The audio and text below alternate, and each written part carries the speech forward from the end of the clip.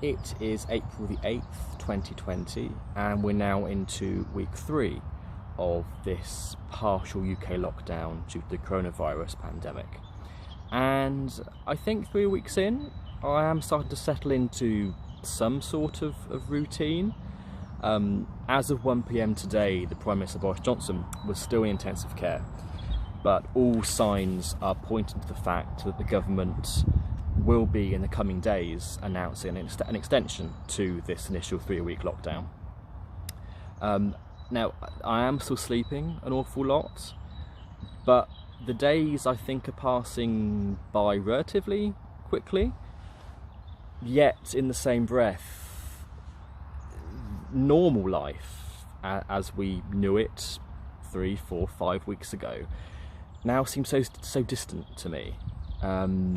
It feels like this new present has been the present for so long now.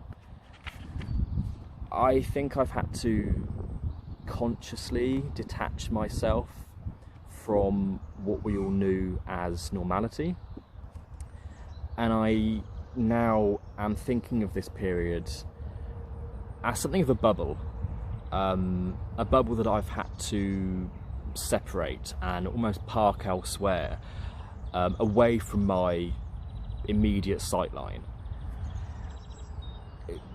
lamenting what we have temporarily, but yes, very dramatically lost.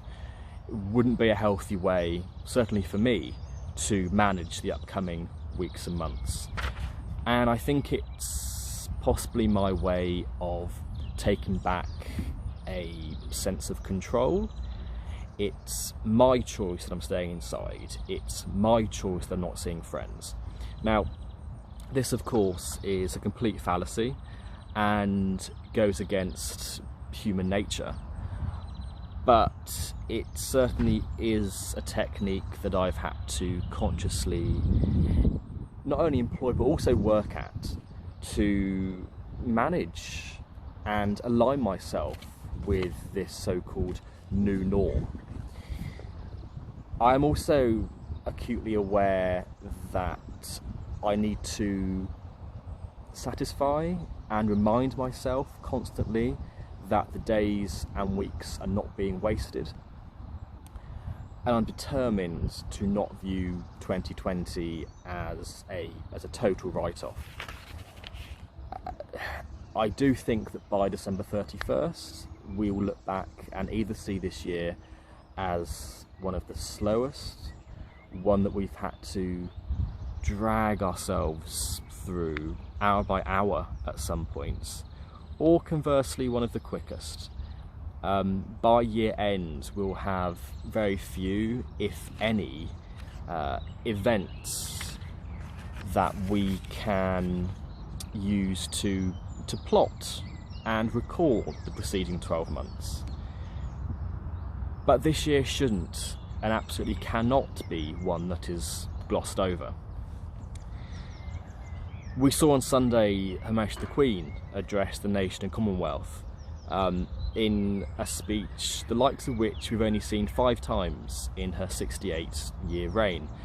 Now, that is just one optically very clear, very resonant example of why this period, which is affecting countries across the world, must be viewed as seminal, pivotal in our collective history. I try each day to look to find beauty in the world, and now that our fast-paced, constant first world culture has been paused and in some ways halted altogether, I think we owe it to ourselves and those around us to stop, pause, take a breath and appreciate those things that we may have formerly dubbed as small pleasures or simple pleasures, we can take great solace from those right now, and I think they are far from simple or small. The birds seem to be singing that bit louder, the air seems that much fresher, the sun seems to shine that little bit brighter. I have an overwhelming sense that the world around us, that nature is thriving and healing itself during this difficult time. It's rejuvenating, and I hope that we are too. I hope that we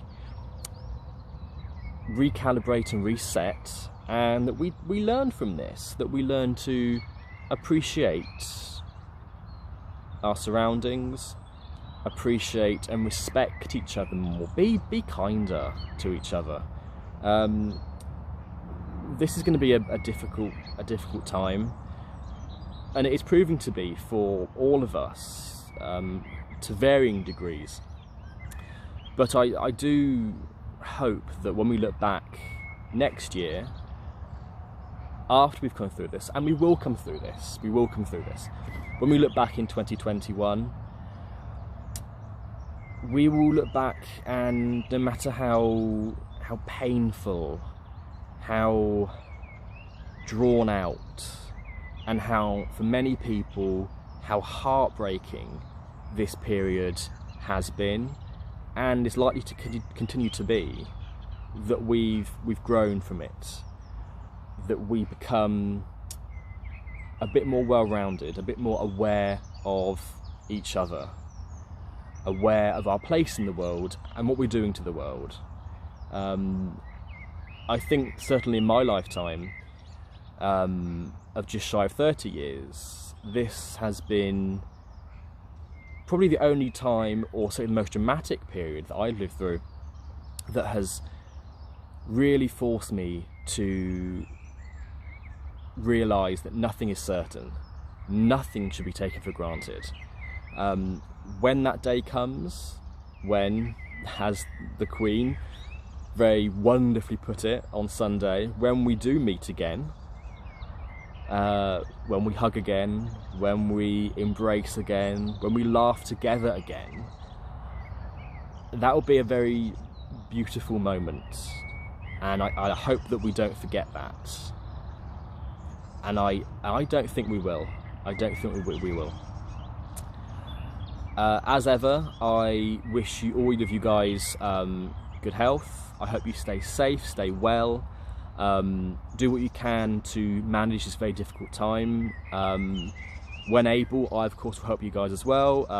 Drop me a tweet or an email or a message, and I'll do what I can to help you through. And yeah, hopefully I'll talk to you next week. If you have it, enjoy the sunshine if you can, and stay well. I'll talk to you soon. Bye bye now.